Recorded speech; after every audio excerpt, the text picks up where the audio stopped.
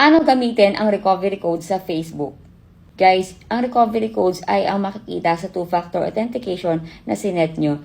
Ang una dyan ay yung cellphone number nyo na nilalagay din sa two-factor authentication nyo. At yung pangalawa naman ay yung recovery codes. So, mahalaga na malagyan nyo yung dalawang yon, yung phone number nyo or cellphone number nyo at yung recovery codes.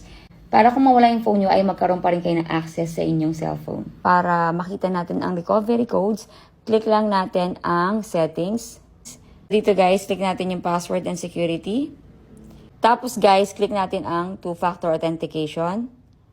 Click natin yung Facebook na ginagamit natin. Ayan. So dito guys, makikita nyo na yung how you get login codes. Click nyo lang guys yung additional methods. So dito guys, makikita nyo recovery codes. Use this when you don't have access to your phone. So, pwede nyo gamitin tong recovery codes na to guys kung wala na kayong access sa phone nyo. Halimbawa kung nanakaw ito, magagamit nyo yung recovery codes para magkaroon kayo ng access sa cellphone nyo or makalogin kayo.